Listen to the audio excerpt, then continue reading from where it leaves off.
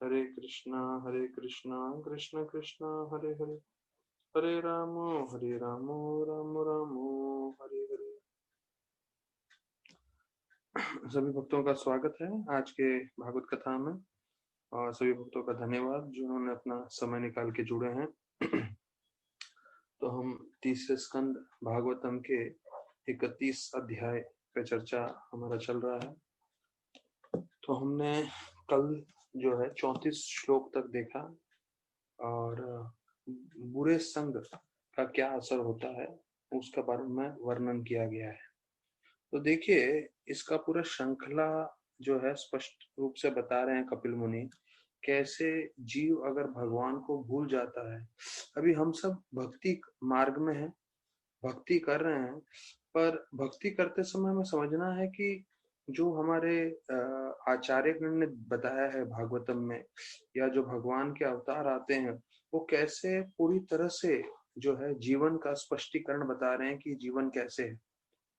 तो बता रहे हैं कि कैसे जीव जो है कितना समय पूरा जीवन मेहनत करता है, और ये हमारे लिए बार बार सुनना जरूरी इसलिए है कि ये सबसे महत्वपूर्ण चीज है।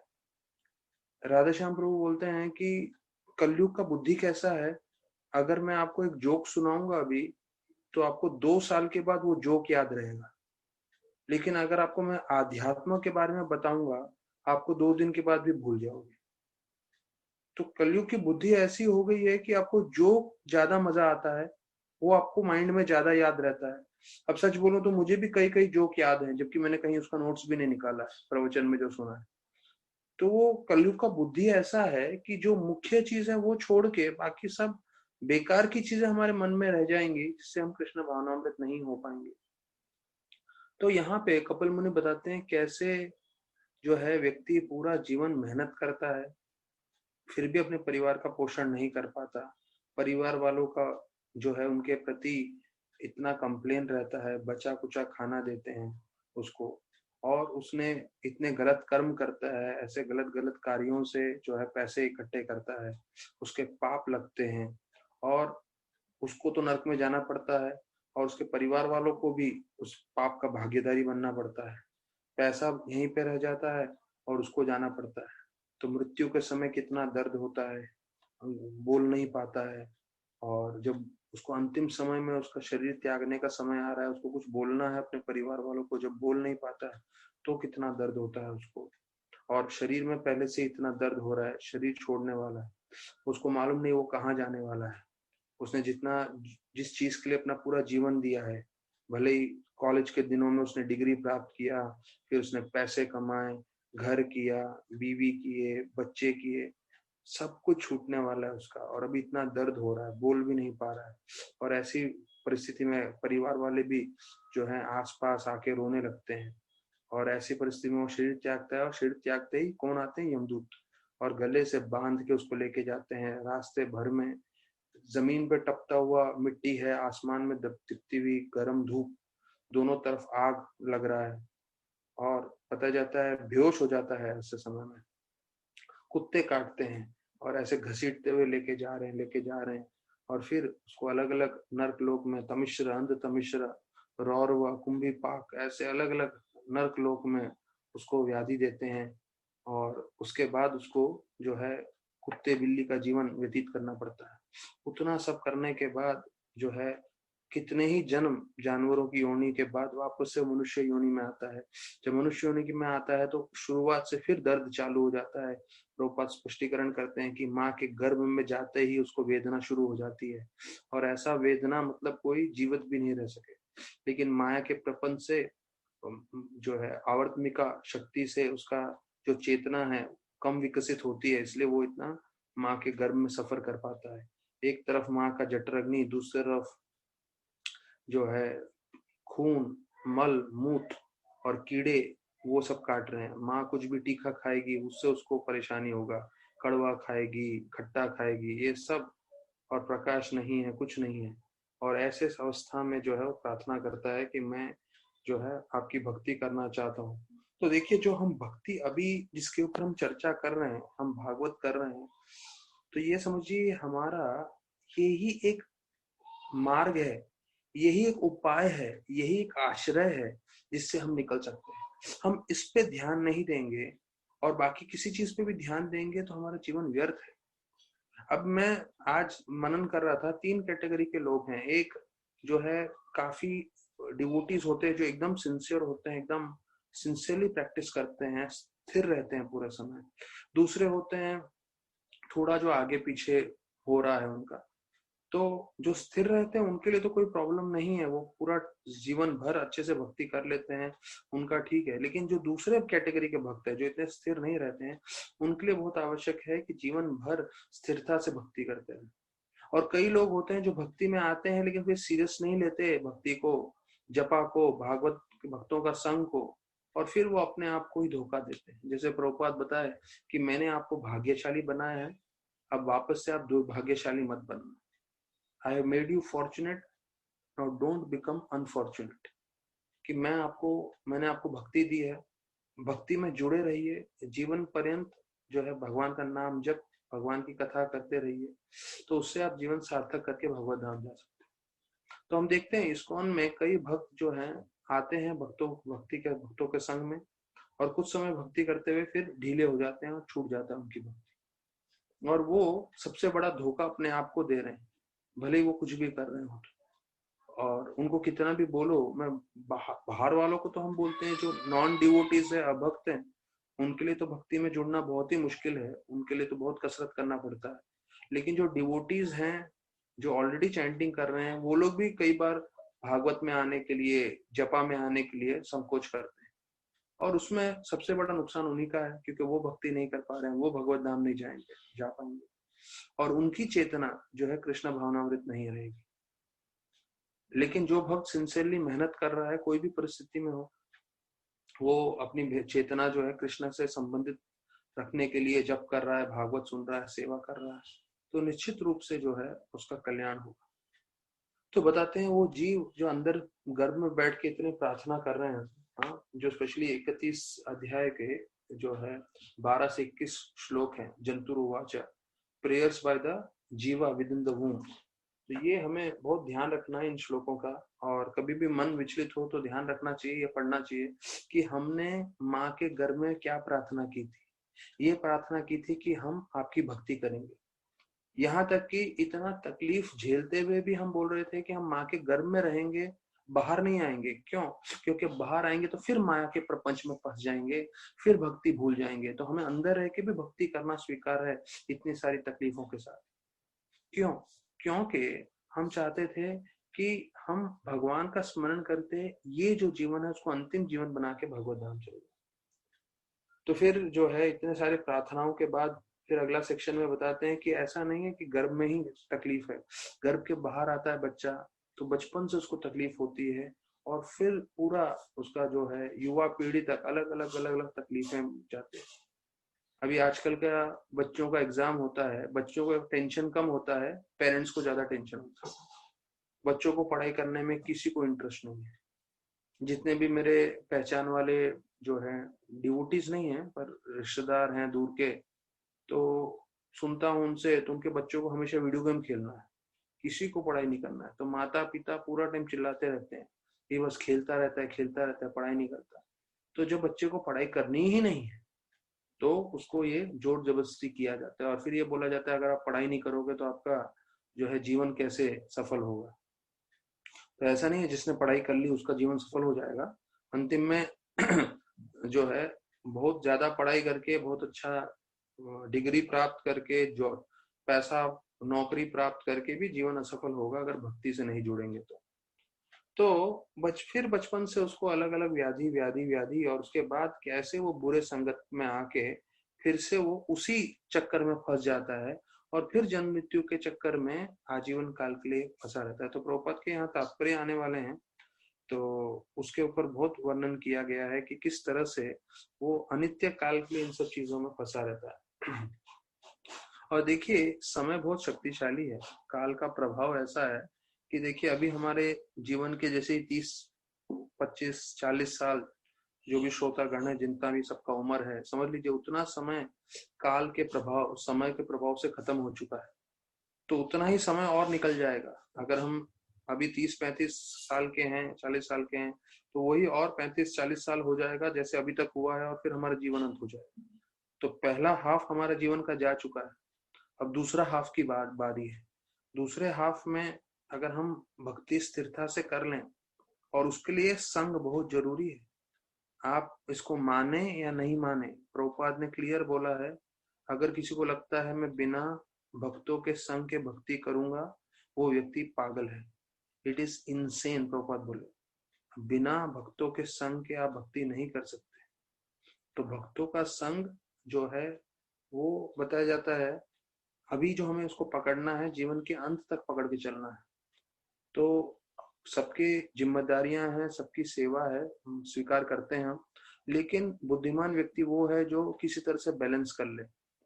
हाँ, तो हो सकता है कि हम अपने बाकी सब कार्यों में 100% नहीं कर पाए, ठीक है, कम से कम 80% कर लीजिए, लेकिन भक्ति के साथ जुड़ जाइए, जपा में जुड़ जाइए, भागवतम में जुड़ जाइए। तो यहाँ पे जो है फिर से वो बता रहे हैं कि 32 से 48 श्लोकों में कि कैसे वो बुरे संगत में पड़ता है, और 33वें श्लोक में हमने सुना कि कैसे जो सारे अच्छे गुण हैं वो व्यक्ति के नष्ट हो जाते हैं जैसे ही उसमें काम भावना आती है। तो वो 33वें श्लोक में बताया गया था। 32वें श्लोक में उससे पहले बताया गया है कि कैसे जो है वो गलत लोगों का संग करता है, और गलत लोगों का संग मतलब जो सेक्स के प्रति और अपनी जीवा में इंद्र भोग करने के प्रति आसक्त रहते हैं, तो ऐसे लोगों के संग में वो पूरा जो है उसका आध्यात्मिक जीवन फिर बर्बाद हो जाता है। तो तकरीबन जो है बताया गया था कि ऐसे सत्य, शौच, कृपा और आध्यात्मिक बुद्धि और जो है तपस्या, और ऐसे बहुत सारे गुणों का वर्णन है 33वें श्लोक में। इंद्रियां को और मन को वश में करना, तो ये सब चीजों का नष्ट हो जाता है जैसे ही हम सेक्स के प्रति ज्यादा आकर्षित हो जाते हैं। तो और प्रभुपाद स्पष्ट बोलते हैं कि जो लोग ज्यादा सेक्स के प्रति आकर्षित होते हैं वो समझ नहीं सकते कि हमारा जीवन का उद्देश्य कृष्ण भक्ति है। फिर और वो बोलते हैं भौतिक रूप से भी प्रगति नहीं कर पाते, और प्रभुपाद अंतिम बोलते हैं कि वो दुर्भाग्यशाली है। फिर 34वें श्लोक में आया है कि ऐसे मूर्ख लोग जो हैं एक कठपुतली के समान होते हैं, या जो है नाचने वाला कुत्ते के समान होते हैं इंद्रियों के भोग के लिए।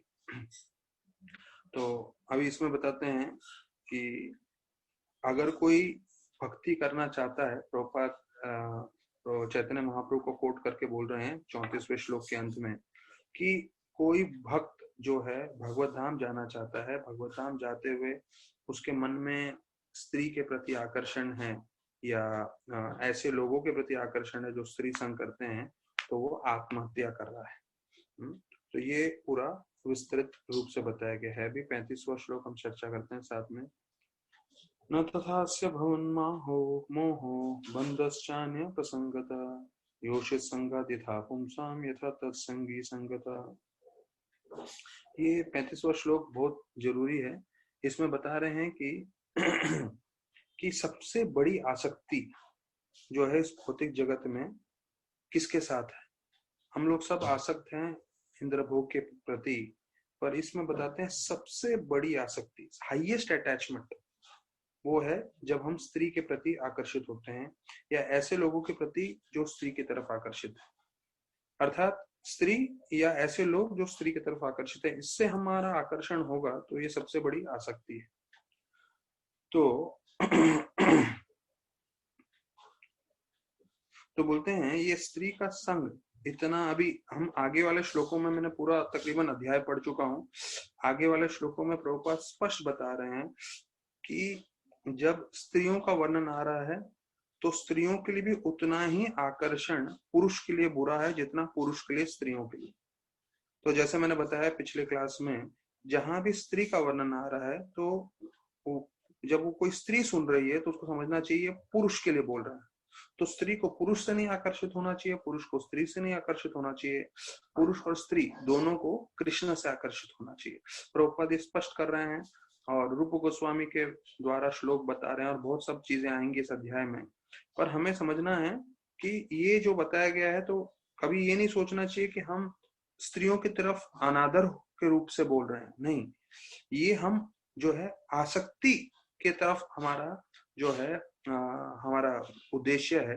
और यहाँ तक कि कपिल मुनि भी बता रहे हैं कि स्त्री को पुरुष से आसक्त नहीं होना चाहिए, पुरुष को स्त्री से आसक्त नहीं होना चाहिए। तो यहाँ बोल रहे हैं, तो मैं जस्ट जो परपट में दिया गया है वो बताता रहूंगा, लेकिन जो माताएं सुन रही हैं उनको समझना है कि ये पुरुष के लिए भी, जब वो सुन रही हैं तो उनको समझना है कि ये पुरुष के लिए भी संबोधित किया गया है। तो बोल रहे हैं कि स्त्रियों की तरफ आसक्ति, ये जो है 35वां श्लोक है। तो 35वां श्लोक सुनिए, यहाँ महत्वपूर्ण श्लोक में बताया गया था, स्त्री संगी संगतः।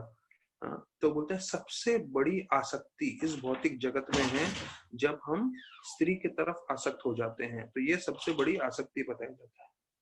तो बोलते हैं वो इतनी आसक्ति, वो इतना कंटेमिनेटिंग है, इतना बुरा है कि अगर हम ऐसे व्यक्ति की तरफ भी आसक्त होते हैं जो स्त्री की तरफ आसक्त है, तो भी जो है हमारा जो है वो आसक्ति बढ़ा देता है और हमें कंटेमिनेट कर देता है।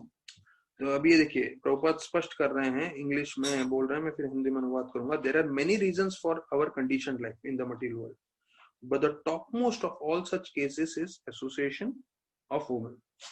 तो स्त्रियों का जब संग होगा वो सबसे जो है बताया जाता है हमारे जीवन में आसक्ति का कारण बनेगा। और वही चीज जो अगर हम स्त्री पुरुष से आसक्त हो जाएगी तो उसके जीवन का ये होगा। तो इसका कंक्लूजन है कि हम जो है ना इससे आसक्त हों स्त्री से, ना पुरुष से। हम किससे आसक्त हों? कृष्ण भगवान से। तो प्रभुपाद अभी बता रहे हैं इन कलयुग में स्त्रियों का संग बहुत शक्तिशाली है। अभी प्रभुपाद एक एक स्टेप में एक एक लाइन बता रहे हैं। तो हर कदम पे प्रभुपाद बोल रहे हैं हमें स्त्री का संग मिलेगा। मैट लगा दे, आवाज नहीं आ रहा। तो बोल रहे हैं हर कदम में हमें स्त्री का संग मिलेगा। प्रभुपाद बोल रहे हैं अभी एडवर्टाइजमेंट इंडस्ट्री है, आप कुछ भी खरीदने जाओगे तो उसमें किसी स्त्री का फोटो रहेगा। तो बोलते हैं ये स्त्री का आकर्षण बहुत मजबूत है और इसलिए लोग जो है आध्यात्म की ओर नहीं बढ़ते हैं, आध्यात्मिक की ओर नहीं आकर्षण होते।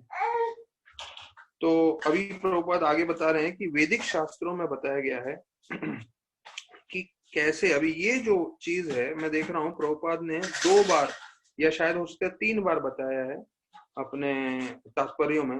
ये जो हम 35 से 48 श्लोक के श्रृंखला में जा रहे हैं, आखिरी भाग में जा रहे हैं, प्रभुपाद ये रिपीट कर रहे हैं 2 बार।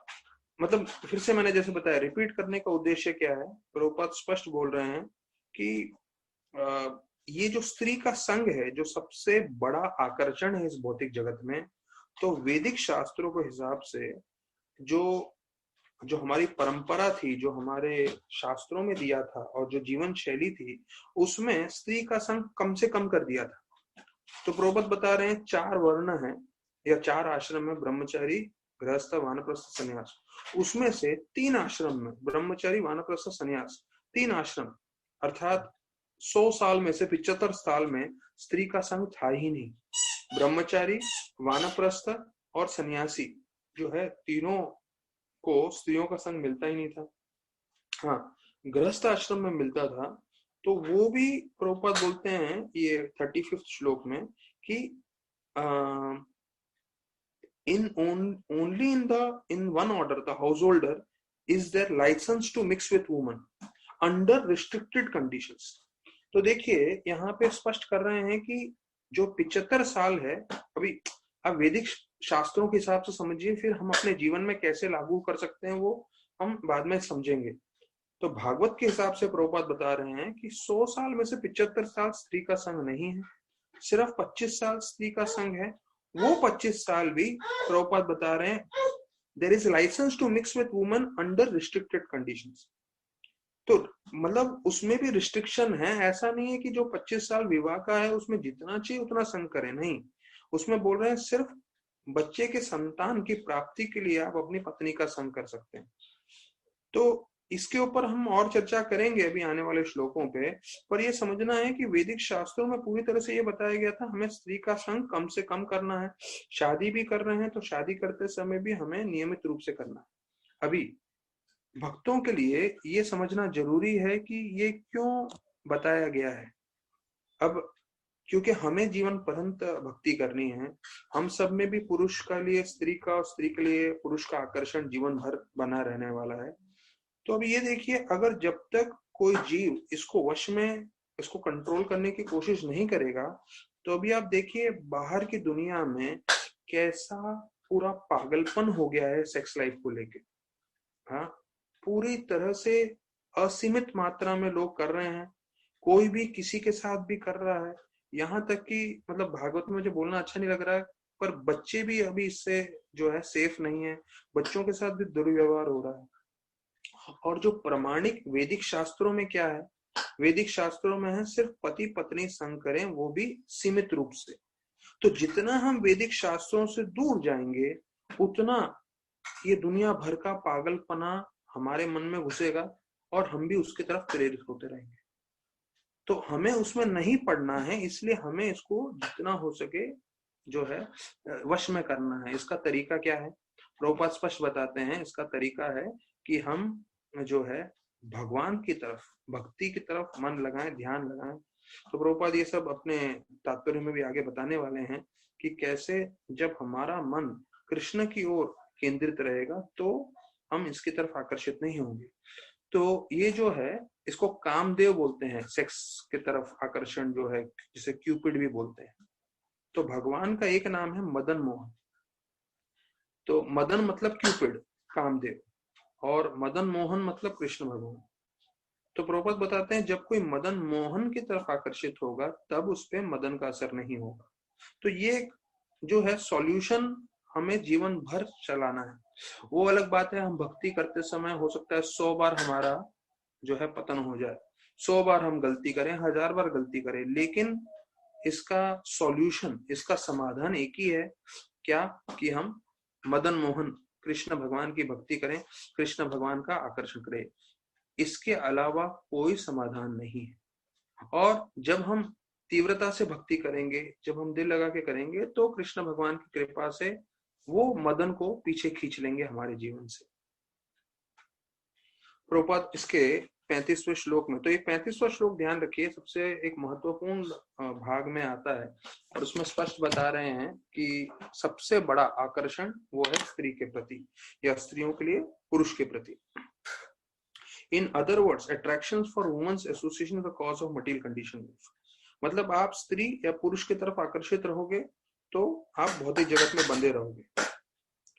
Anyone interested in being freed from this conditioned life must detach himself from the association of women. तो अगर कोई इस भौतिक जगत के प्रपंच से निकलना चाहता है तो उसे जो है स्त्री के आकर्षण से निकलना चाहिए। ये बोल के प्रभुपाद 35वां श्लोक अंत कर रहे हैं।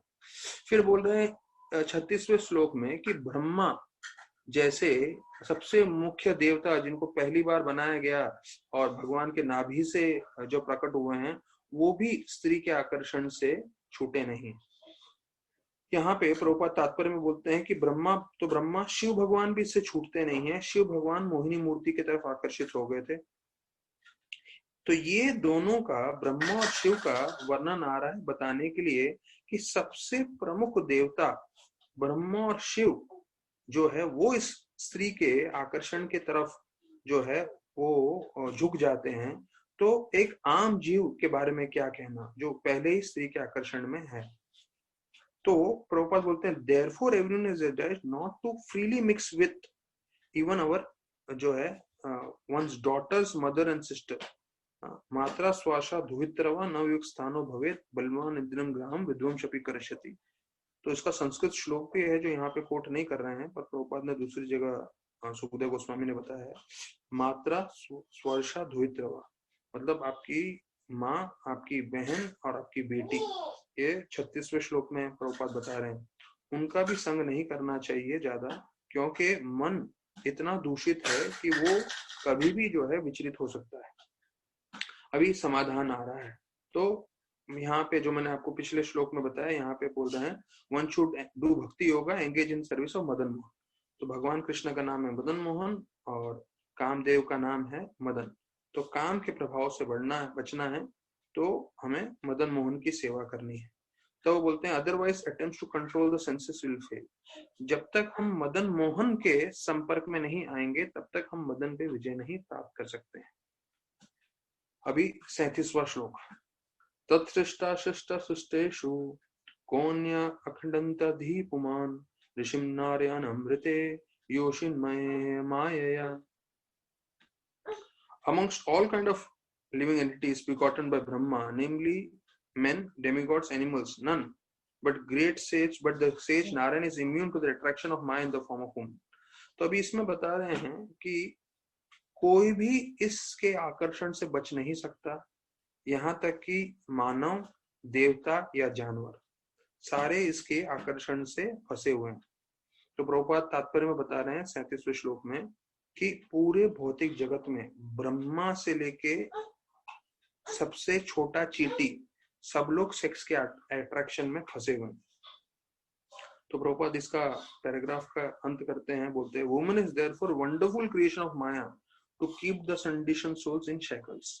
कि जो स्त्री है वो माया का ऐसा बनाया हुआ वस्तु है जिससे हर जीव इस भौतिक जगत में फंसा हुआ है। और कौन? ब्रह्मा से लेके चींटी तक सारे के सारे फंसे हुए हैं। और इसका समाधान हमने पिछले श्लोक में पहले ही देख लिया है कि अगर हम मदन मोहन की सेवा में लगे रहेंगे, मदन मोहन की भक्ति करेंगे, तो उससे उसको हम जो है उस पर विजय प्राप्त कर सकते हैं या उसको वश में कर सकते हैं। 38 बलम में पश्य माया स्त्री माया जयुनोदिशम यत् करोति पदा क्रांतान भूर्वी जम्ब्रेन केवलम। तो अभी इस 38वें श्लोक में बताया है, कपिल मुनि बता रहे हैं कि मेरे माया का शक्ति एक स्त्री के रूप में देखिए कि सिर्फ उसके भवें जब हिलते हैं, स्त्रियों के जो आईब्रोज जिसे बोलते हैं, सिर्फ जब भवें हिलते हैं तो उससे जो है बड़े बड़े जो है शक्तिशाली राजा उसके सामने झुक जाते हैं। अर्थात ये जो राजा हैं जो पूरी दुनिया पे विजय प्राप्त कर कर आए हैं, मतलब बहुत ही शक्तिशाली हैं, लेकिन एक स्त्री के सामने स्त्री के सिर्फ भवें हिलते हैं तो उनके हाथों से हथियार छूट जाते हैं और पूरी तरह से शरणागत हो जाते हैं स्त्री के सामने। तो प्रभुपाद उसके तात्पर्य में बता रहे हैं कि इतिहास में बताया गया है कि बहुत शक्तिशाली राजा थे, लेकिन वो सब एक क्लियोपैट्रा नामक रानी थी, उसके सामने सब झुक जाते थे।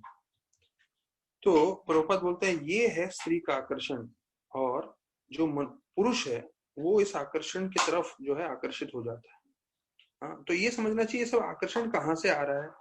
तो हमने वेदांत सूत्र से सुना है जन्माद्यस्य सब कुछ भगवान से आता है, सब कुछ भगवान से आता है, मतलब ये जो आकर्षण है वो भी भगवान से आ रहा है। तो उसी तरह से भगवान में भी ये आकर्षण है कि एक स्त्री की तरफ आकर्षित होना, पर वो किसी भौतिक स्त्री की तरफ आकर्षित नहीं हो सकते, क्योंकि प्रभुपाद लिखते हैं कि उनके जो भक्त हैं वो भी किसी भौतिक स्त्री की तरफ आकर्षित नहीं होते। प्रभुपाद उदाहरण देते हैं हरिदास ठाकुर का, कि हरिदास ठाकुर के पास रात में एक वैश्य आई और उससे संबंध करना चाहती थी, संभोग करना चाहती थी। तो प्रभुपाद बताते हैं हरिदास ठाकुर ने उनका संग किया, उल्टा उसको भी भक्त बना के छोड़ दिया। तो ये वर्णन आ रहा है कि कैसे जो भगवान है उनमें भी आकर्षण होना चाहिए। तो हर एक चीज के स्रोत वो हैं, तो ये जो आकर्षण है उनमें भी हैं। इसलिए प्रभुपाद बता रहे हैं कि वो स्वयं अपने आप को विस्तारित करते हैं राधा रानी के रूप में। तो इसको बोलते हैं अंतरंग शक्ति या आनंद की शक्ति, प्लेजर पोटेंसी या इंटरनल पोटेंसी। ये गोस्वामी बताते हैं कि राधा रानी भगवान की अंतरंग शक्ति है, राधा रानी भगवान की आनंदमय शक्ति है, जिससे भगवान कृष्ण आनंद प्राप्त करते हैं। तो बोलते हैं प्रभुपाद स्पष्ट बता रहे हैं कि कोई भक्त अगर भगवान की तरफ पूरी तरह आकर्षित है तो वो स्त्री के आकर्षण में नहीं पड़ेगा। ये जो है इस श्लोक में 38वें श्लोक में स्पष्ट किया है। तो हम लोगों को भगवान का आकर्षण नहीं है, थोड़ा बहुत है, लेकिन थोड़ा जो है आकर्षण उसको बहुत बनाने के लिए मेहनत करना है। तो इसलिए अभी परसों से अधिक मास आ रहा है, परसों से अधिक मास आ रहा है, और अधिक मास में हम सब ने जो है बताया आपको 5 बजे से हम जपा कर रहे हैं। तो इसका मेहनत करने का उद्देश्य, जपा करने का उद्देश्य स्पष्ट है कि हम जो है कृष्ण भगवान को बताना चाहते हैं कि हम सिंसियर हैं और हम जो है मदन से बचना चाहते हैं। तो जो लोग जपा में नहीं आ रहे हैं, तो इसका मतलब या तो वो मदन पे विजय प्राप्त कर चुके हैं, तो वो तो इतना आसान नहीं है, सिर्फ हरिदास ठाकुर नहीं किया है, या तो फिर वो जीवन भर चाहते हैं कि हम मदन से प्रभावित रहें, मदन से विचलित रहें और जीवन भर हम परेशान रहें। तो देखिए, ये एक उदाहरण के रूप में है कि अगर आपको फीवर है, बुखार है, तो कोई भी बुद्धिमान व्यक्ति है वो तुरंत डॉक्टर के पास जाएगा या गोलियां लेगा और बुखार से दूर होने की कोशिश करेगा। तो हम सब यहाँ पे भागवत में बताया गया है, सबसे बड़ा आकर्षण ये है जो है काम का, तो उसका शुद्धिकरण नहीं करेंगे अगर हम मेहनत नहीं करेंगे। अगर हमको लगता है नहीं मुझे तो आराम से उठना है, मतलब ये मैं भक्तों की बात कर रहा हूँ जो जपा में आ रहे हैं, आराम से उठना है 7 बजे, उसके बाद मैं जपा करूंगा, ठीक है करिए, लेकिन उससे फिर आपको भगवान की कृपा मिलेगी लेकिन कम मिलेगी। अगर आप ब्रह्म मुहूर्त में करोगे, क्योंकि 5 से 7 ही मुख्य रूप से ब्रह्म मुहूर्त होता है, 2 घंटा पहले, 1.5 घंटा पहले सूर्योदय के, तो वो टाइम है जब सबसे ज्यादा मेहनत कर सकते हो, और जब मेहनत करोगे तो उसके बाद भगवान की कृपा होगी और भगवान इसको जो है वश में कर सकते हैं। तो कामदेव को हम वश में नहीं कर सकते, सिर्फ कृष्ण वश में कर सकते हैं, इसलिए उनका नाम है मदन मोहन। तो प्रभुपाद लिख रहे हैं, हमें भौतिक सौंदर्य के तरफ आकर्षित होने के बदले में हमें जो है राधा कृष्ण की तरफ आकर्षित होना चाहिए। उसे बोलते हैं परम दृष्टवा निवर्तते, जो है हायर टेस्ट। प्रभुपाद जो बोलते थे 2.59 श्लोक में बताया गया कि हायर टेस्ट मतलब हम उससे आकर्षित हो रहे हैं, कृष्ण भगवान से। तो यमुनाचार्य भी बताते हैं, मैंने ये प्रभुपाद का काफी फेमस कोट है, मैंने कई जगह पढ़ा हुआ है, कम से कम 1 डजन बार प्रभुपाद को बोल रहे हैं कि कैसे वो राजा थे और एक समय में वो सब रानियों के साथ और सबके संग करते थे, लेकिन जब से भक्ति में आए तो बोलते हैं कि जब भी मैं उस इंद्रभोग के बारे में सोचता हूँ तो मेरा मन पूरा खराब हो जाता है और पूरा जो है मैं उसके बारे में सोचना भी नहीं चाहता, और जैसे बोलते हैं my face turns in disgust, मतलब पूरी तरह से हम जो है एकदम ये हो जाते हैं, फ्रस्ट्रेट हो जाते हैं, यमुनाचार्य बोलते हैं, जब उसके बारे में सोचता हूँ तो। अर्थात जो सबसे उत्तम आनंद है इस भौतिक जगत में, अगर भक्ति के सामने उसकी तुलना की जाएगी तो वो पूरा फ्रस्ट्रेट हो जाते हैं। और यहाँ तो बोलते हैं I ate once spit on it, मतलब कोई जब थूकते हैं तो कब थूकते हैं, जैसे मैं बताऊं, हम लोग जब रास्ते पे चलते जा रहे हैं और कभी कहीं कचरा होता है ढेर सारा, तो हमें मालूम नहीं पर कचरे का जैसी गंध हमारे नाक में आता है तो हमारा मुख में एकदम विकार आता है और तुरंत हम थूक देते हैं। तो देखिए, जो सबसे उत्तम आनंद इस भौतिक जगत में है, जो भौतिक जगत में सब लोग एक इस आनंद के पीछे भाग रहे हैं, जब आप भक्ति में आते हो तो भक्ति में भक्ति का आनंद इतना ऊंचा है कि ये सबसे उत्तम आनंद को कचरे के समान बताया गया है। तो हमारे एक सैफरन ब्रह्मचारी फिल्म स्टार्स लोग को प्रीच कर रहे हैं, तो उसमें से जो है एक जो है करीना कपूर, तो वो उनको पूछ रही थी हमारे सैफरन ब्रह्मचारी को कि भाई आप इतना ये सब कर रहे हो, प्रचार भक्ति और सैफरन में हो, तो आपको सेक्स की तरफ आकर्षण नहीं होता है क्या? तो भौतिकवादी व्यक्ति कभी समझ नहीं पाएगा कि जो हम आध्यात्म में हैं, आध्यात्म भक्ति में जो हम आनंद प्राप्त कर रहे हैं वो इतना ऊंचा है कि ये जिसके लिए सब लोग इतने आकर्षित है, सबसे ऊंचा आनंद बोल रहे हैं, वो तो एक कचरे के समान ऐसा गंध आ जाता है और उसके तरफ जो है सोचते ही उसका मन पूरा विचलित हो जाता है। तो ये बहुत ऊंचा स्तर है जो भागवत में बताया, हम दोहरा रहे हैं, और उस स्तर पे आने के लिए हमें मेहनत करना पड़ेगा। तो प्रभुपाद बता रहे हैं कि when we are attracted by Madan Mohan and the beauty of Krishna and his consorts, then the shackles of conditioned life, namely beauty of material woman, cannot attract us। ये 38वां श्लोक तात्पर्य प्रभुपाद वाइंड अप कर रहे हैं कि जब हमें कृष्ण के तरफ आकर्षण होगा तभी हम इस आकर्षण के दूर हो सकते हैं। तो ऐसा नहीं सोचना चाहिए कि हाँ अभी ये प्रवचन सुन लिया, कृष्ण की तरफ आकर्षण होगा तो मेरा आकर्षण जो है खत्म हो जाएगा, तो मैं कल माला कर देता हूँ और कल शाम तक काम पूरा खत्म। नहीं, ये नहीं होने वाला। या आप बोलो कि हाँ ये अधिक मास में मैं 5 बजे उठ के माला करूंगा और चाहिए तो एक्स्ट्रा राउंड्स करता हूँ 5 से 8 बजे तक, 9 बजे तक, और मेरा काम पूरा खत्म। नहीं, काम भावना इतनी आसानी से नहीं खत्म होने वाला है। अगर उसको संयम में रखना है तो नित्य रूप से रोज भक्ति करना है। तो वो हम देखते हैं हमारे आचार्य गण हैं, हमारे जो सीनियर डिवोटीज हैं, वो जीवन भर जो है सुबह उठ के पूरे अच्छे से मंगल आरती करते हैं, भक्ति करते हैं, जिससे ये जो सबसे बड़ा आकर्षण है वो वश में रह सके। तो ये हमें समझना है कि भले ही हमें इसका सॉल्यूशन मिले ना मिले, पर हमें नित्य रूप से रोज इसको कंट्रोल में रखने के लिए भक्ति करना है। तो ये जो है 38वां श्लोक हुआ। अब 39 श्लोक में बोलते हैं, तो जो भक्त मुझे जानना चाहता है, मेरी भक्ति करना चाहता है, तो वो भक्त जो है कभी स्त्री का संग नहीं करता। तो अभी वापस से मैं बता रहा हूं, आगे स्पष्ट बता दिया गया है। प्रभुपाद लिखते हैं स्त्री का शब्द मतलब आ रहा है तो वो पुरुष है स्त्रियों के लिए, और पुरुषों के लिए स्त्री है। तो यहाँ पे मैं सिर्फ स्त्री स्त्री करके आपको बता रहा हूं, पर ये स्पष्ट रखिए स्त्री पुरुष दोनों के लिए लागू होता है। तो यहाँ पे जब मैं स्त्री बोलूंगा तो अभी वापस से भारी आने वाला है, तो हमें इसको सही मायने में समझना है।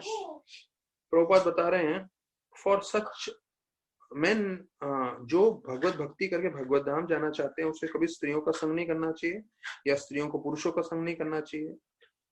ऐसे पुरुष के लिए जो स्त्री है वो बताया जाता है वो नर्क का द्वार है, और ऐसे स्त्री के लिए पुरुष नर्क का द्वार है जो भक्ति में प्रगति करना चाहते हैं। तो देखिए यहाँ बहुत भारी शब्दों का उपयोग चल रहा है, जो है सीधा जो है पुरुष को या स्त्री को दोनों को नर्क के समान बताया गया है ना। तो ये हमें इसका सही तरह से इसका मतलब समझना है हमें। प्रभुपाद लिखते हैं कि किसी भी योगा पद्धति में स्त्रियों का संग जो है वर्जित है, हर योगा पद्धति में। और यहाँ पे लिखा है स्त्रियों का संग नर्क का द्वार है। तो वैदिक शास्त्रों में भी देखिए, जो मैंने पहले बताया था वापस से दोहरा रहे हैं। वैदिक शास्त्रों में ब्रह्मचर्य, वानप्रस्थ, संन्यास तीनों आश्रमों में स्त्री का संग नहीं है। गृहस्थ आश्रम में स्त्री का संग है, और वो भी नियमित रूप से। And that grahasthas or householders are given license to have intimate relations with a woman, and that relation is also restricted for begetting nice children. तो ये जो है पूरी तरह से समझना है कि अगर हम लोगों को, देखिए एक चीज है कि हम लोग उसको पालन नहीं कर पाए। जैसे जब कोई नया भक्ति में आता है तो भक्ति में आते समय उसको समझ में आ जाता है कि हाँ 16 माला करना चाहिए, लेकिन क्योंकि वो नया भक्ति में जुड़ा है तो वो शायद 1 माला 2 माला कर पाएगा, कर नहीं पाएगा, ठीक है, लेकिन उसको समझ में आना चाहिए कि हो सकता है 1 साल 2 साल के बाद मुझे वो 16 माला का स्तर पहुंचना। तो वैसे ही जब हम भागवत सुन रहे हैं तो अभी हम पालन नहीं कर पाएंगे इस चीज का, पर हमें समझना चाहिए कि हमारा उद्देश्य क्या है। जैसे एक नए भक्त को समझ में आता है कि मेरा उद्देश्य है 16 माला करना, वैसे ही पुरुष और स्त्री को संग तभी करना चाहिए जब उनको जो है बालक चाहिए, बच्चे चाहिए। अगर बच्चे नहीं चाहिए तो पुरुष और स्त्री, मतलब ये पति पत्नी की बात कर रहा हूं, पति पत्नी को भी जो है संग नहीं करना चाहिए।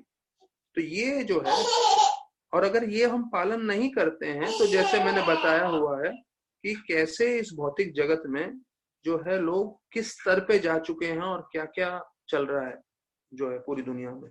तो मेरे को इसके बारे में बताने की जरूरत नहीं है, क्योंकि शायद मेरे श्रोतागण को इसके बारे में ज्यादा जानकारी है, जो न्यूज चैनल से कनेक्टेड हैं, जो टीवी देख रहे हैं, जो फलाना सब चीजों में उनको मालूम है कि किस हद तक ये जो है पागलपना जा चुका है, और ये बढ़ते ही जाएगा। तो इसको कम से कम हमें अपने जीवन में वश में करने के लिए पति पत्नी को सिर्फ जो है पुत्र प्राप्ति के लिए या पुत्री प्राप्ति के लिए संग करना चाहिए, नहीं तो उसको रोकना चाहिए। तो ये बहुत मुश्किल है, इसके लिए जो है जितना तीव्रता से हम भक्ति करेंगे, जितना हम भक्ति में ध्यान लगाएंगे, तब हम इसको जो है थोड़ा कंट्रोल में कर पाएंगे। अब 40वां श्लोक का वर्णन आता है। Woman is created by the Lord is the representation of maya. ये जो स्त्री बनाई गई है वो माया का जो है एक बहुत अच्छा सुंदर निर्माण है। One who associates with such Maya by accepting services must certainly know that is the way of death, just like a blind well covered with grass। और ऐसी कोई स्त्री से जब सेवा स्वीकार करता है तो वो सेवा स्वीकार करने वाला व्यक्ति जो है वो निश्चित रूप से मरेगा। और कैसे मरेगा? जैसे कोई बोलते हैं कुआं होता है जो घास से ढका हुआ रहता है, just like a blind well covered with grass. तो एक कुआं है जिसपे पूरा घास लगा हुआ है, कोई वेनी है जिसके ऊपर सब घास उगा है और आपको मालूम नहीं चले और आपको लगे तो घास ही आप चलते हुए जाओ, और अगर कुएं में गिर गए, और यहाँ बताया गया है ब्लाइंड वेल, तो मैंने पहले प्रवचन में बताया था डीप डार्क वेल, ये जो कुआं है काला गहरा कुआं, उसका मतलब ये है कि एक बार कोई अंदर व्यक्ति गिरेगा तो गहरा होने के कारण वो आवाज करेगा, आवाज बाहर नहीं आएगी, और कोई देखेगा भी तो वो गहरा है और अंधकारमय है तो कोई देख भी नहीं सकता कि कोई अंदर पड़ा हुआ है। तो ये हमारे आम कुओं का वर्णन नहीं है, ये भौतिक जगत के कुएं का वर्णन है जो इतना गहरा और काला है कि उसमें से अगर एक बार गिर जाए तो निकल भी नहीं पाएगा। तो प्रभुपाद वही चीज बोल रहे हैं कि कैसे जीव जो है ऐसे कुएं में गिर जाता है और उसका मृत्यु निश्चित है। फिर प्रभुपाद बोल रहे हैं कि उसी प्रकार से कोई स्त्री का संग कर रहा है और उससे सेवा प्राप्त कर रहा है तो समझना चाहिए कि ये जो है अपना जो है गलत मार्ग पे है। तो बोलते हैं भगवान ने स्त्री को इसीलिए बनाया है जिससे वो पुरुष को सेवा दे सके। तो पुरुष जब भी स्त्री से सेवा प्राप्त करता है तो वो जो है फंसने लग जाता है, तो और ये नहीं समझ पाता कि जो स्त्री है वो नर्क का द्वार है, और उसके वो नहीं समझते हुए जो है आराम से उसका संग करता रहता है। तो प्रभुपाद बोलते हैं कि 50 साल पहले हिंदू धर्म में ये पुरुष और स्त्री का संग नहीं था, इतना ज्यादा मिलने नहीं देते थे। तो बोलते हैं यहाँ तक कि wife could not see her husband during the day time, मतलब अपनी बीवी अपने पति को दिन में देख भी नहीं पाती थी। और गृहस्थ लोगों का जो सब साथ में रहते थे जॉइंट फैमिली में, उसमें स्त्रियां अलग सोती थी, पुरुष अलग सोते थे। तो बोलते हैं जो अंतरंग कमरे थे वो स्त्रियों के लिए थे और जो बाहर के कमरे थे वहां पुरुषों के लिए थे। तो प्रभुपाद बता रहे 50 साल पहले भी हमारे हिंदू समाज में ऐसा वातावरण था जिसमें पुरुष स्त्री को ज्यादा मिलने नहीं जाते थे। तो प्रभुपाद बता रहे हैं it is clearly said that women is gateway to death. ये 40th श्लोक 40वां श्लोक प्रभुपाद अंत कर रहे हैं ये बताते हुए कि स्त्री जो है वो नर्क का द्वार है, और जो है अब कोई भूल के उसके साथ संग करेगा तो वो आपका भक्ति पूरी तरह से रुक जाएगा। तो ये थोड़े भारी चलते जा रहे हैं। हाँ, जस्ट एज, तो प्रभुपाद जो है यहाँ पे एक लिंक आ रहा है 40वें श्लोक के बाद, just as woman is a cause of problems for the man, man is a cause of problems for woman. तो 21, 41 और 42 श्लोक में मैन के ऊपर पूरा गोली चढ़ाया हुआ है। अभी तक जैसे स्त्रियों पे जो है कपिल मुनि बोल रहे थे, अभी 41, 42 श्लोक में बताया गया है कि जैसे स्त्री पुरुष के लिए नरक का द्वार है वैसे ही पुरुष स्त्री के लिए नरक का द्वार है। कैसे? वो अभी इन 2 श्लोकों में आ रहा है। तो जो जीव है जिसको पिछले जन्म में स्त्री की तरफ आकर्षण था, तो उसको वो आकर्षण होने के कारण इस जन्म में उसको स्त्री का शरीर मिला, और अभी वो मूर्खता से जो है पुरुष की तरफ देख रही है वो स्त्री, और सोच रही है ये मुझे रक्षा देगा, ये मुझे धन देगा, ये मुझे बच्चे देगा, ये मुझे घर देगा, ये मुझे भौतिक चीजें प्राप्त कराएगा।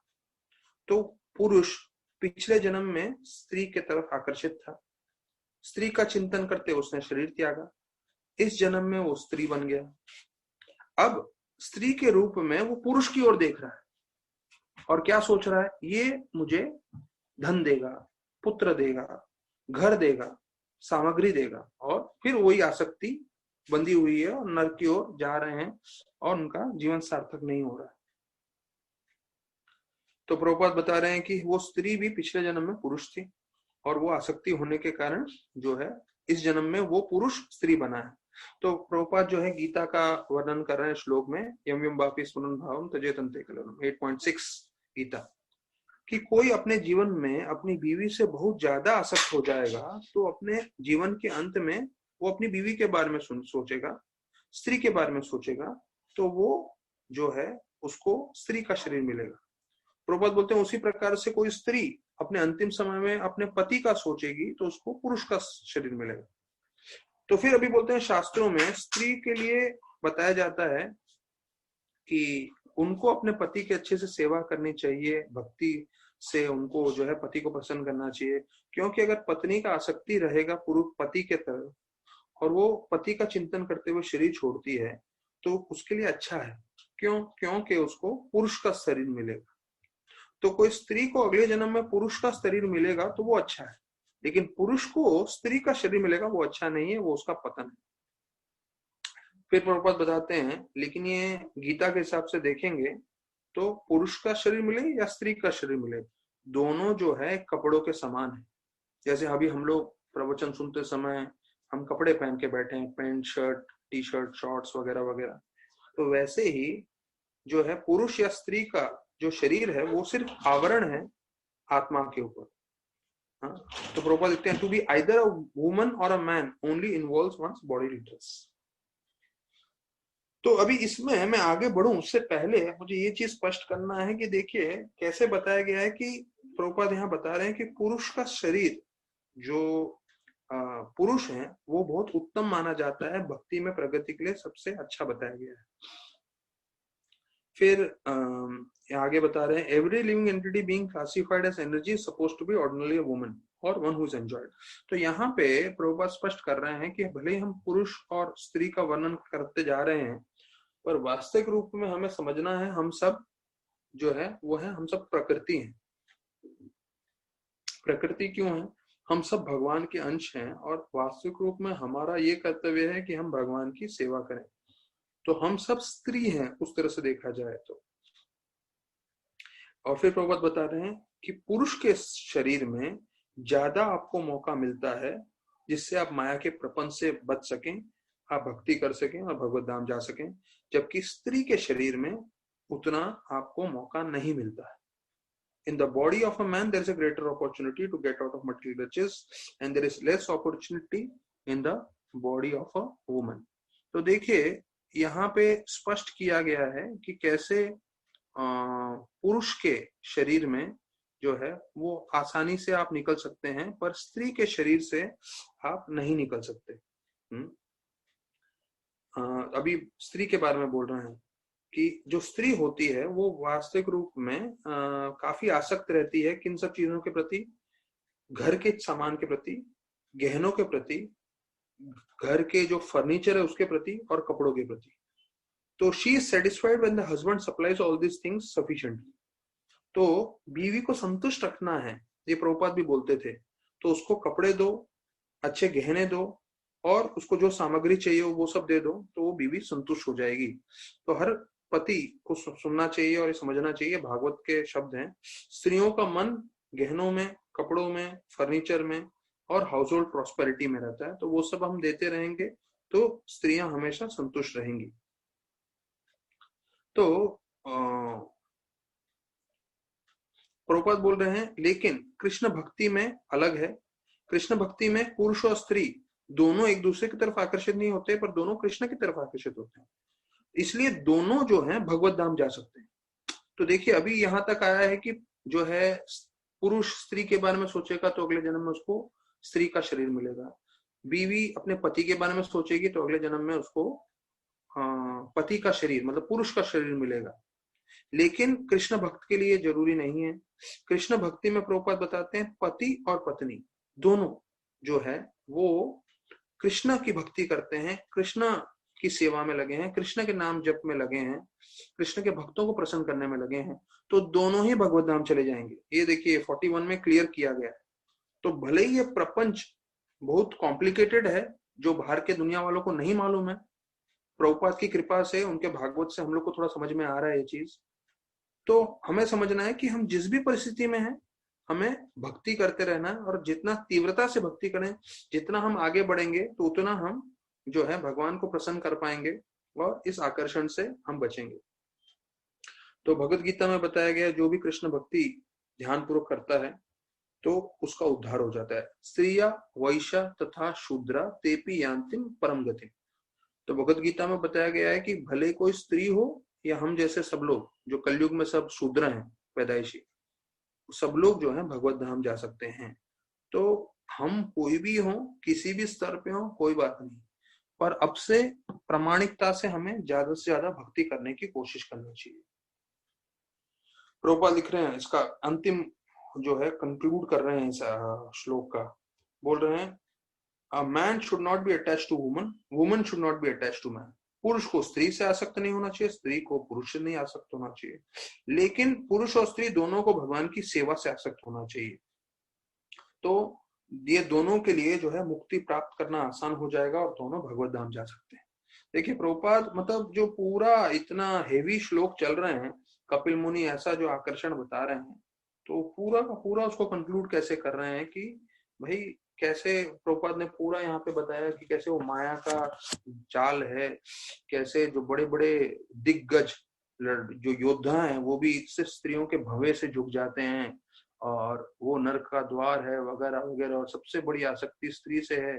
ये सब होने के बाद क्या बोल रहे हैं, सार क्या बता रहे हैं कि भाई पुरुष हो कि स्त्री हो, आकर्षण छोड़ दीजिए, भक्ति पकड़ लीजिए। तो हमें जो है जोड़ना है, कुछ छोड़ना नहीं है। जैसे आप कृष्ण भक्ति, कृष्ण सेवा, कृष्ण नाम जोड़ते जाओगे, उतना फिर ये सब चीजें आपके जीवन से अपने आप कम होती जाएंगी।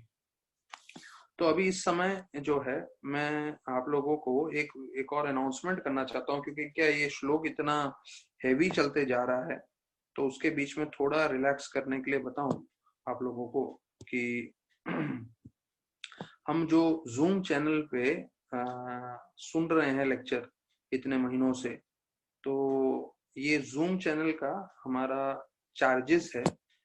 जूम जो है सेवा नहीं कर रहा है हाँ, एक तरह से सेवा हो रही है, क्योंकि थोड़ा कृष्ण भक्ति कर पा रहे हैं, भागवत कर पा रहे हैं, पर 1200 रुपए चार्ज होते हैं। तो हम लोग इन सब भक्तों का धन्यवाद करना चाहेंगे जिन्होंने डोनेशन दिया है।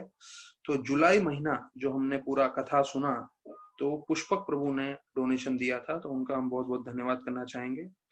अगस्त और सितंबर महीना ये जो चल रहा है, नित्यानंद प्राण प्रभु ने जो है काइंड डोनेशन दिया है, तो हम उनका धन्यवाद करना चाहेंगे।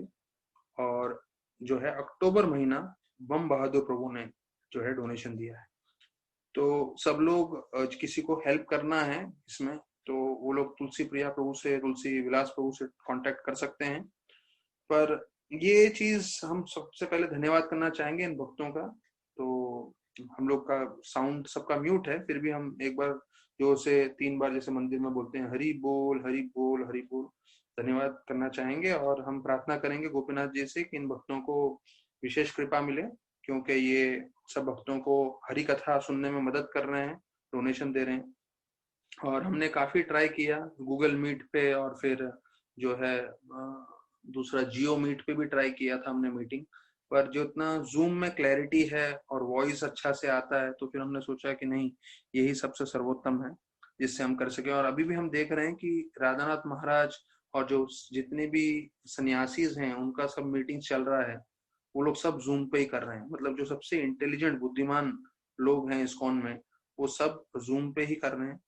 तो ये जो है काइंड डोनेशन है, उसका सबका धन्यवाद। और बाकी लोग आगे के महीनों के लिए किसी को कुछ करना है डोनेशन, तो तुलसी विलास प्रभु को कांटेक्ट कर सकते हैं। तो हम लोग जैसे अभी अक्टूबर तक का हो गया है, तो कोई डोनेशन रिपीट ना हो, इसलिए हम लोग इस लेक्चर में अनाउंस कर देंगे।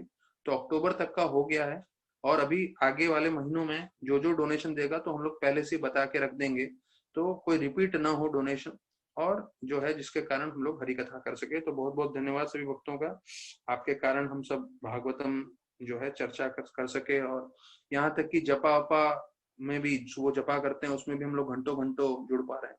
नहीं तो 40 मिनट में काट दो फिर से जोड़ो, वो ठीक है एक तरह से, बट लेकिन लंबा समय नहीं कर सकते, क्योंकि हम लोग का जपा ही आजकल लास्ट 2-3 महीने से सुबह 6 बजे से 9 बजे तक चलता है, और अभी तो अधिक मास में 5 बजे से चलेगा।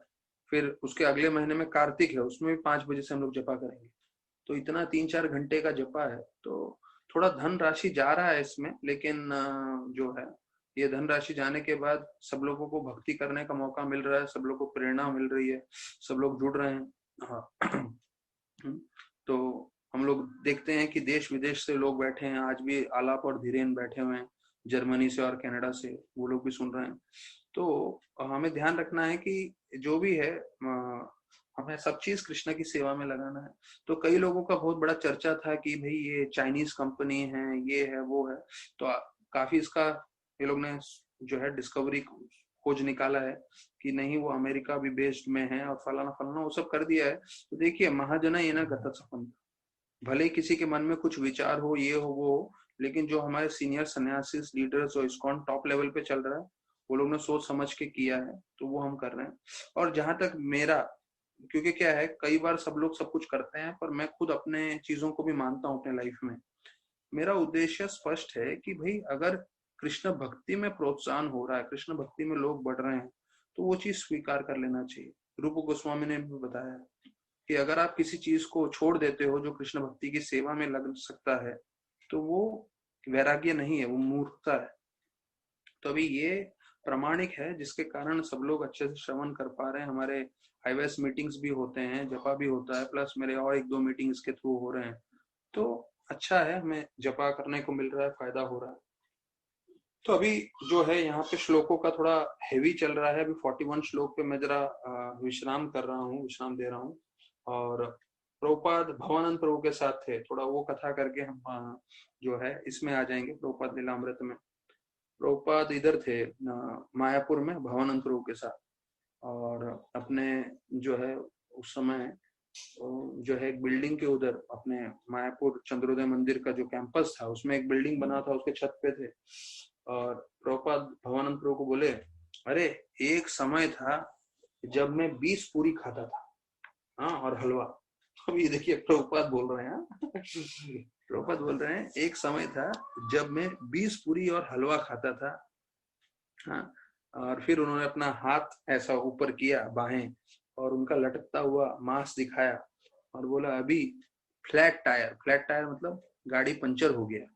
मतलब अभी प्रभुपाद 70 साल की उम्र में थे, बूढ़े थे। तो बोले जो है अभी मेरे शक्ति चली गई है और ये सबके साथ होने वाला है। तो प्रभुपाद जब वो अंतिम समय में थे तो अपना धोती उनका एक बार ऐसे पैर से हट गया था, तो वो धोती उनका हाथ में इतनी शक्ति नहीं थी कि वो अपना हाथ से धोती पकड़ के जो है अपना पैर ढक दें वापस से। तो उसी वक्त भवानंद प्रभु ने देखा और भवानंद प्रभु ने तुरंत जो है धोती उनका पैर पे ढक दिया। तो प्रभुपाद ने धीमी आवाज में बोला, don't think it will not happen to you. मतलब प्रभुपाद अंतिम समय तक जो है प्रचार करने में और जो मुख्य चीज है वो बताने में जो है कभी चूकते नहीं थे। मतलब उनका ऐसा परिस्थिति था कि वो जो है अपना धोती भी जो है वो पकड़ के सीधा नहीं कर पा रहे थे। तो प्रभुपाद तुरंत भवानंद प्रभु को बोल दिए कि ये मत सोचो कि आपको नहीं होगा ये सब, मतलब आपका भी ऐसा परिस्थिति आने वाला है। और उसके द्वारा वो हम लोगों को प्रचार कर रहे हैं कि ये मत सोचिए हमारे साथ नहीं होगा। जैसे सुदामा प्रभु बोलते हैं, आप अभी हरे कृष्णा जप नहीं करोगे, हरे कृष्णा कृष्ण कृष्णा हरे हरे, हरे राम राम राम हरे हरे, तो बुढ़ापे में बोलोगे मैं बुढ़ापे में करूंगा, तो आपके मुंह से जब दांत नहीं होंगे तो क्या निकलेगा, अले कितना अले कितना अले कितना कितना कितना अले अले अले यम यम यम अले अले। तो जब आप यम बोलोगे तो यमराज ही आएंगे, राम नहीं आएंगे। तो वो ध्यान रखना है कि अभी जो है हमारे पास शक्ति है, तो कर लेना चाहिए, जितना है भक्ति भागवतम जपा कर लीजिए। एक समय आएगा जब शरीर हमारा स्वस्थ नहीं रहेगा और हम शरीर में शक्ति नहीं रह पाएगी तो नहीं कर पाएंगे शायद। तो हाँ, प्रभुपाद एक बार प्रभुपाद के पास एक बिजनेस जो है पर्सन लाइफ मेंबर थे जिनका नाम था ब्रजमोहन मेहता। वो प्रभुपाद को बोले ये सब कैसे किया, मतलब वो आके बोलने लगे ये सब कैसे किया। तो क्या कैसे किया, तो ये 1975 की बात है। बोले 40 रुपया लेके गए और अभी उस समय भी प्रभुपाद का पूरा प्रॉपर्टी का 108 मंदिरों का पूरे विश्व भर में कम से कम 400 करोड़ तक था, जो अभी 4000 करोड़ से ऊपर जा चुका है 2020 में। तो बोल रहे हैं प्रभुपाद को कैसे किया, तो प्रभु बोले क्या, मैंने तो सिर्फ हरे कृष्णा किया और सब आ गया। तो देखिए प्रभुपाद का जो है दृष्टिकोण क्या था।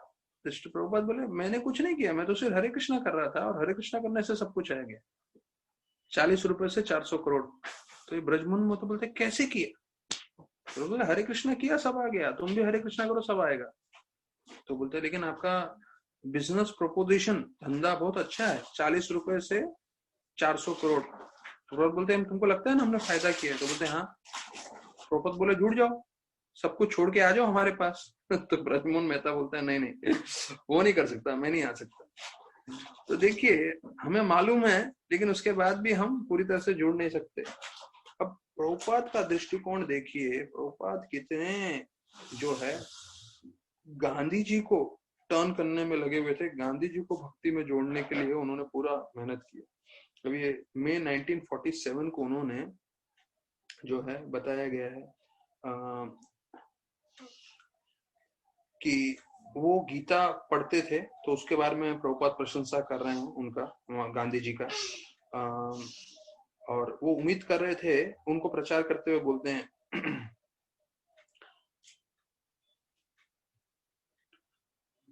एक सेकंड।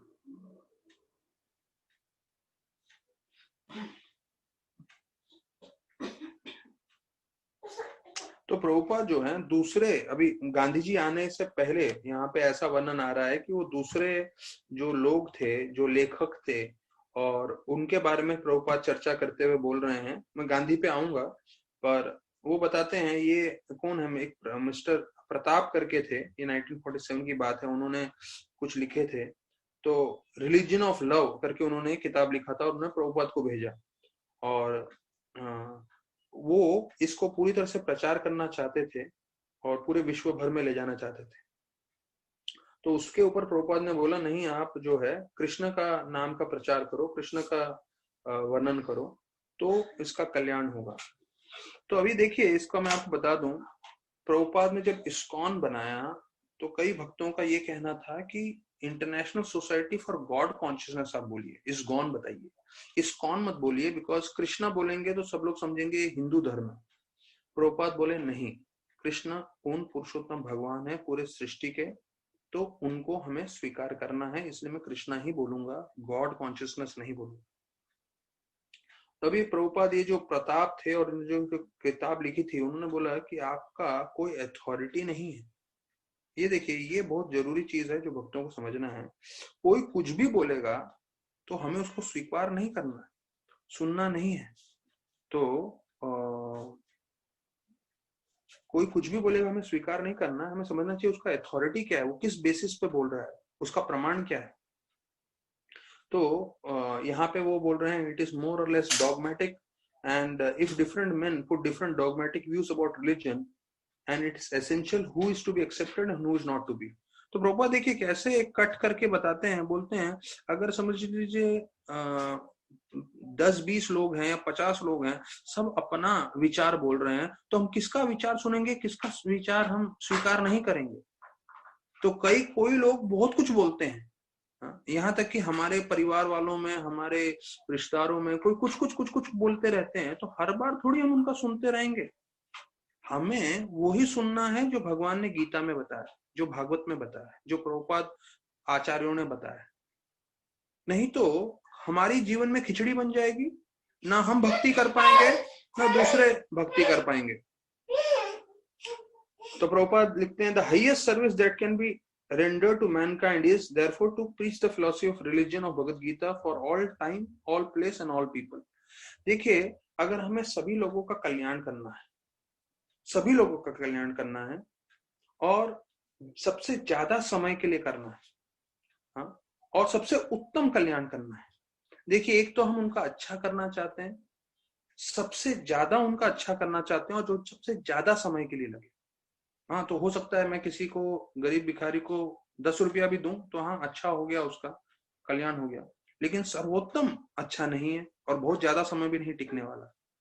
तो एक तो है highest good for the highest time period and it should be done in a way which can he can get the maximum benefit. तो उसके लिए बोलते हैं क्या है, वो है आध्यात्मिक, बिकॉज आध्यात्म जो है उनका सबसे कल्याण होगा। फिर बोलते हैं कि वो वेस्ट बंगाल के गवर्नर से मिलने की कोशिश की, तो उन सब का अभी देखिए प्रभुपाद, अभी ये 19 जो है 47 का बात चल रहा है कि जब इंडिया को इंडिपेंडेंस हुआ, प्रभुपाद ने कहाँ ट्राई नहीं किया भक्ति करने, प्रचार करने का। बोलते हैं वेस्ट का गवर्नर से बात करने का कोशिश किया, तो वो लोग बहुत जो है अच्छे से चिट्ठी लिख के भेजते थे, क्योंकि उस समय ईमेल तो था नहीं। लिखते हैं कि excellency regrets that is unable to grant you an interview at present owing to be heavy pressure of work. मतलब वो आपको समय नहीं दे पाएंगे क्योंकि उनको बहुत काम का जोर है। ये गवर्नर ऑफ बंगाल थे।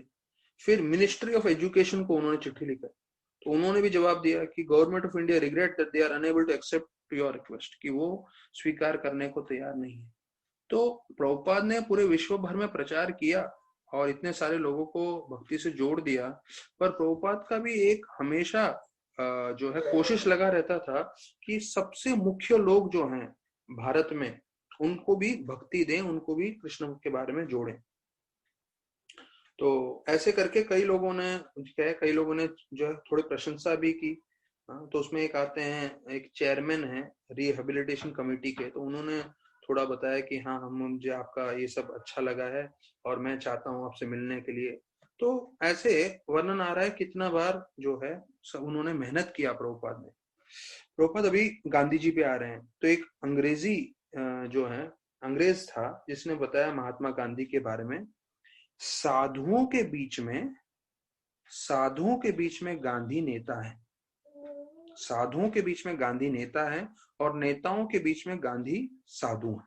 देखिए, अगर सब नेताओं को खड़ा कर दें और उसके बीच में महात्मा गांधी को लेकर आए, तो सब नेताओं के बीच में महात्मा गांधी कौन है? साधु।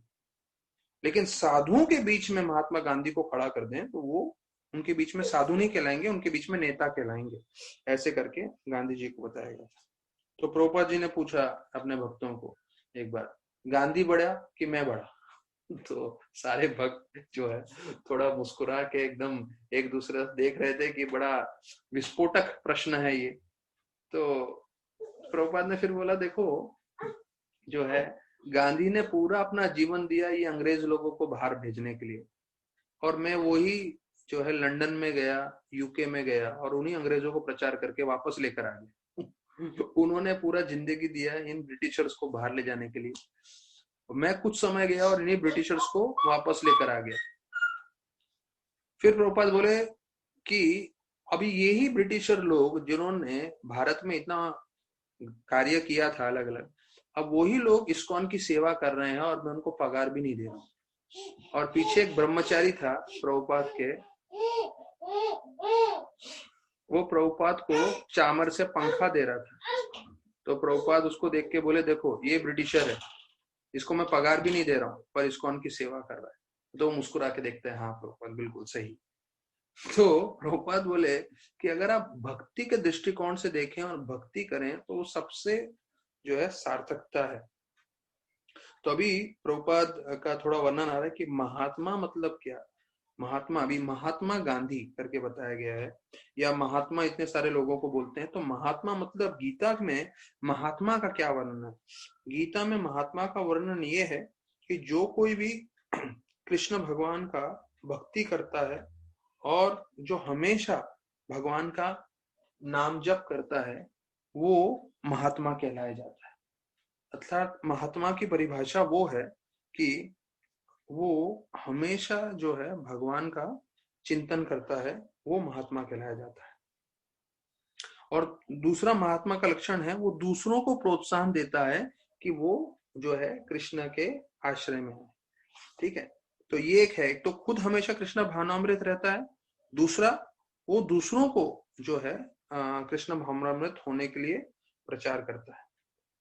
तो अभी यहाँ December 7, 1947 को अभय ने गांधी जी के लिए एक चिट्ठी लिखी। कहाँ से? कानपुर से। कि जब गांधी जी बताया जाता है बिरला मेंशन इन दिल्ली में रहते थे, जहाँ पे उस समय हिंदू मुस्लिम के बीच में पूरी तरह से लड़ाई झगड़ा हो गया था। तो ये गांधी जी को उन्होंने कैसे चिट्ठी लिखी, और ये थोड़ा महत्वपूर्ण है, तो इसके ऊपर आज सुन लेते हैं हम लोग। क्योंकि एक तो चीज ये है, अगर आप बोलोगे कि अरे गांधी जी को गए हुए इतना जमाना हो गया, इतने साल हो गए, अभी आप जो है 70 साल पुराना चिट्ठी खोल के क्यों हमें सुना रहे हो, तो उसका उद्देश्य ये है कि कैसे वो प्रचार कर रहे थे, और प्रचार करते समय उनका दृष्टिकोण देखिए, जो वो धर्म के बारे में कई चीज बता रहे थे, वो हमारे लिए आज भी लागू होगा और जीवन पर्यंत लागू होगा। गांधी जी ने पूरा अपना जीवन दिया भारत को स्वतंत्रता प्राप्त कराने के लिए, और प्राप्त हुआ, लेकिन उससे समाधान नहीं हुआ। यहाँ बता रहे हैं कि उस समय हिंदू मुस्लिम में भीषण रूप से लड़ाई झगड़ा चल रहा था। और जो गांधी जी के सेक्रेटरी थे प्यारेलाल नायर, वो बताते हैं कि गांधी जी उस वक्त सबसे दुखी व्यक्ति थे। क्यों? क्योंकि उन्होंने इतना मेहनत किया था स्वतंत्रता दिलाने के लिए, और अभी जवाहरलाल नेहरू और वल्लभ भाई पटेल और दूसरे, उन्होंने जो है पूरे भारत का नेतृत्व संभालने के लिए तैयार हो गए थे। और गांधी जी का क्या सोच था? अहिंसा। और वो अहिंसा, वो बताया जाता है किसी तरह से भी कोई उसको पालन नहीं कर रहा था। और बताया जाता है कि जितने भी दूसरे अभी नेता थे, वो इसको स्वीकार नहीं कर रहे थे, अहिंसा को। और स्पष्ट रूप से मालूम चल गया था कि जो गांधी जी के विचारधारा थे वो असफल रहे हैं, और ये सबको मालूम चल गया था इस वक्त। तो यहाँ तक कि बताया जाता है कि कई लोग जो हैं, एक बार वो प्रवचन देने के लिए गए, प्रवचन में मतलब कुरान में से बोलने गए गांधी जी, तो हिंदू लोगों ने इतना जोर से चिल्लाया और उनको बोलने ही नहीं दिया। तो बताया जाता है उनका 78 ईयर्स हो गया था गांधी जी का, और शारीरिक रूप से भी वो काफी कमजोर हो गए थे। तो प्रभुपाद को मालूम था कि मेरा चिट्ठी उनको तक कभी पहुंचेगा नहीं, लेकिन फिर भी उनको लगा कि मेरा कर्तव्य बनता है कि मैं उनको बोलूं, जो है आध्यात्मिक ज्ञान दूं। तो बोलते हैं एक बोतल में कागज डाल के बंद करके फेंक दो, तो फिर वो वापस से मिलने का कोई उम्मीद है क्या? समुद्र में एक बार फेंक दो तो वैसा उनको लग रहा था, पर फिर भी बोले कि नहीं, मुझे करना चाहिए। तो यहाँ पे आ रहे हैं, डियर फ्रेंड महात्मा जी, प्रोपा लिख रहे हैं उनको, डियर फ्रेंड महात्मा जी, महात्मा जी करके संबोधित कर रहे हैं। मेरा नमस्कार, प्लीज एक्सेप्ट माय रिस्पेक्टफुल नमस्कार। आपका मैं अननोन फ्रेंड हूँ, आप मुझे जानते नहीं, लेकिन मैंने कई बार पहले लिखा है पर उसका जवाब नहीं मिला। मैंने आपको अपना बैक टू गॉडेड भी भेजा है, तो आपके सेक्रेटरियों ने ये बोला मुझे आपके पास समय नहीं है। तो मैंने आपसे इंटरव्यू लेने की बात की, फिर भी मुझे उसका रिप्लाई नहीं मिला। तो मैं आपका पुराना दोस्त हूँ, आप मुझे नहीं जानते। मैं आपको सही मार्गदर्शन के बारे में थोड़ा बताना चाहता हूँ, और एक असली दोस्त का यही कर्तव्य होता है कि आप जो है इस पॉलिटिक्स से रिटायर हो जाओ। अगर आप जो है मरना नहीं चाहते तो inglorious death, if you don't want to die an inglorious death, retire from politics. अब देखिए प्रभुपाद ने ये पहले ही उनको चिट्ठी में बता दिया। देखिए प्रभुपाद जो शुद्ध भक्त होते हैं उनका कैसा दृष्टि होता है। एक समय में वो प्रभुपाद से प्रेरित हो रहे थे, गांधीवादी उनको मानते थे, खादी का कपड़ा पहनते थे, लेकिन भक्ति सिद्धांत ठाकुर से मिले और पूरे बदल गए। यहाँ पे वर्णन आ रहा है कि वो अभी गांधी जी को बोल रहे हैं कि आप बेकार में जो है मारे जाओगे, इससे अच्छा बेहतर है ये पॉलिटिक्स छोड़ दीजिए। और ये अगर आप ऐसे मारे गए तो आपका कभी सम्मान नहीं होगा। तो आपको जो अभी जो पदवी मिली है वो किसी आम व्यक्ति के लिए प्राप्त करना बहुत मुश्किल है। तो ये सब माया का प्रपंच है। लेकिन ये मत सोचिए कि मैं आपका जो सम्मान है उसको मैं माया बोल रहा हूँ। वो सम्मान सही है, लेकिन इस भौतिक जगत में किसी को कितना ही सम्मान मिल जाए वो अंततः खत्म ही होने वाला है। तो ऐसे करके पूरा प्रभुपाद उसको जो है बैलेंस करके बोलना है कि आप जो है आपने जो है इतने ब्रिटिशर्स के साथ जो कार्य किया, अभी आप देख रहे हैं सब विफल हो गया और ना ही कोई आपके मित्र आपके साथ जुड़े हुए हैं। तो जो साधु होता है, प्रभुपाद लिख रहे हैं, उसका मतलब है वो खुश नहीं करता है, वो काटता है।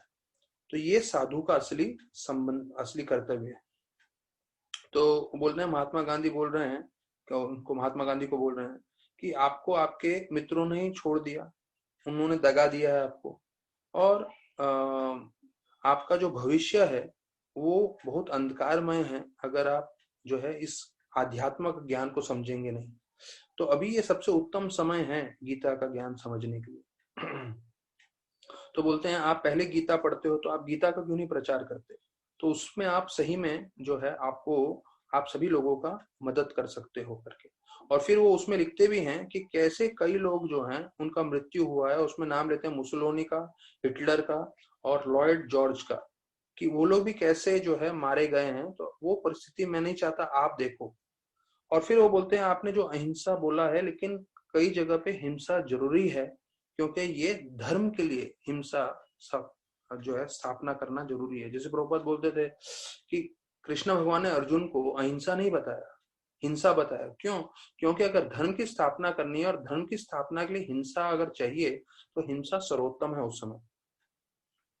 तो वो पूरे भारतवर्ष में जो है समानता चाहते थे, जो है लड़ाई झगड़ा नहीं चाहते थे, अहिंसा नहीं चाहते थे, और पूरे भारतवर्ष में हिंसा हो रहा था, हिंदू मुस्लिम लड़ रहे थे। तो उसमें लिखते हैं कि अगर आपके पास कोई गुरु होते और आप गुरु के नेतृत्व में कार्य करते थे तो आपको सही मार्गदर्शन मिलता था। और प्रभुपाद चौथे अध्याय का 34वां श्लोक बोल रहे हैं, तद्विधि प्राणिपाते न परिप्रश्नेन सेव्य उपदेशन्ति ते ज्ञानम ज्ञानेन तत्वदर्शिन। तो कि इतना तकलीफ होता है, अगर इतने तकलीफ में से निकलना है तो उसके लिए हमें गुरु का आश्रय लेना चाहिए। और गुरु को ज्ञान आध्यात्म मालूम है तो वो आपको पूरी तरह से जो है भक्ति का बारे में बता सकते हैं और भौतिक जगत के प्रपंच से बाहर निकाल सकते हैं। तो बोलते हैं कि आपको अंतिम पैराग्राफ प्रभुपाद क्या लिख रहे हैं उनके लिए, बोल रहे हैं सिर्फ 1 महीने के लिए पॉलिटिक्स छोड़कर आ जाइए, हम लोग गीता के ऊपर चर्चा करेंगे और आपको ऐसा ज्ञान प्राप्त होगा और आपको इतना गीता के बारे में आपको जानने मिलेगा, तो उससे आपको भी फायदा होगा और पूरी दुनिया को भी फायदा होगा। तो मैं आपसे उम्मीद करता हूं कि आप इसका रिप्लाई करें। और उन्होंने नीचे साइन किया, अभय चरण दे। तो फिर बोलते हैं कि 1 महीने के बाद गांधी जी ने जो है अनाउंस किया, उसका चिट्ठी का रिप्लाई तो मिला नहीं, देयर वाज नो रिप्लाई। तो लिखते हैं 1 महीने के बाद बताया जाता है 550 जो है करोड़ रुपए जो है वो पाकिस्तान को देने थे, तो वो भारत नहीं देगा, इसलिए गांधी जी फास्टिंग करने लग गए और बोले मैं फास्टिंग करते हुए शरीर त्याग दूंगा। तो बोलते हैं कि उस वक्त काफी लोग जो हैं गांधी के घर के बाहर भी मोर्चा लगा रहे थे, लेट गांधी डाई, मतलब गांधी मर जाए तो अच्छा रहेगा, गांधी मर जाए तो अच्छा रहेगा, ऐसा करके। लेकिन फिर बताया जाता है सब लोगों को चिंता हो गई, क्योंकि समय जैसे जाते जा रहा था, तो फिर उन्होंने वो पैसा दे दिया। फिर जनवरी 30 की बात है, अभी उन्होंने दिसंबर में चिट्ठी लिखी थी और ये अगले साल जनवरी 30 की बात है कि गांधी जी जो है अपना जो है कार्य करके वो एक कार्यक्रम में जा रहे थे, तो वहां पे उनको 3 बार गोली मार दिया गया, 3 गोली मारा, और जो है वो हे राम बोल के उन्होंने शरीर त्यागा। तो ऐसा इसमें वर्णन है लीलामृत में। पर दूसरी जगह मैंने ये भी सुना है कि उसने जिसने गोली मारा उसका नाम था नथुराम गोडसे, तो उन्होंने नथुराम करके बोला था क्योंकि उन्होंने उसको गोली मारी थी, तो राम का नाम फिर भी आ गया जो भी है। तो जस्ट बताने की बात है कि कैसे इतना सब कार्य करने के पश्चात भी उनको गोली मार दिया गया और उनका अंत हो गया, जो प्रभुपाद ने पहले ही बताया था बिना आध्यात्म के आप कुछ भी कार्य करोगे तो वो असफल रहेगा। तो मेरा उद्देश्य ये था आप लोगों को ये पूरा चिट्ठी बताने का कि इतने ऊंचे स्तर पे पूरे देश के लिए भी इतना करने के बाद जो है लोग उनसे संतुष्ट नहीं थे, वो फ्रस्ट्रेटेड थे, अल्टीमेटली उनको गोली मार के मार दिया गया। तो हमें समझना है कि हमें पूरी तरह से जो है भक्ति में स्थिर होना चाहिए जीवन काल के लिए, और समझना चाहिए कि यही सबसे सर्वोत्तम है, और इसको करने से हम अपने लिए कल्याण कर सकते हैं और दूसरे जीवों के लिए कल्याण कर सकते हैं। हम भी भगवत धाम जा सकते हैं और दूसरे भी भगवत धाम जा सकते हैं। तो अभी मेरा ये लास्ट रिक्वेस्ट रहेगा कि अभी आखिरी हम लेक्चर एंड कर रहे हैं कि परसों से अधिक मास स्टार्ट हो रहा है और ये 3 साल में एक ही बार आने वाला है। तो अभी भी मैं देखता हूँ, क्योंकि जब मैं 6 बजे भी ज्वाइन करता हूँ, कई लोग 5:30 बजे ज्वाइन कर देते हैं, पर फिर भी मैं देखता हूँ 6 बजे भी कई लोग नहीं आ पाते हैं। विशेष रूप से मैं इनिशिएटेड डिवोटीज के लिए रिक्वेस्ट कर रहा हूँ कि उन्होंने दीक्षा लिया हुआ है तो वो अपने एग्जाम्पल से बता सकते हैं कि कैसे वो सिंसियर हैं, टाइम पे जुड़ जाएं और सब अच्छे से जपा करें। तो उससे क्या दूसरे लोगों को प्रोत्साहन मिलता है और वो लोग भी जुड़ते हैं। और ये जो है लॉकडाउन का, मैं बोलूंगा शायद अगर लॉकडाउन नहीं होता था, कोरोना वायरस नहीं आता था, तो कभी हमारे माइंड में ये प्लान नहीं आता था कि हम लोग सुबह मिलके जपा कर सकते हैं। तो भागवतम जो है उसका कैसे होगा मुझे सोचना पड़ेगा, अभी तक मैंने सोचा नहीं है।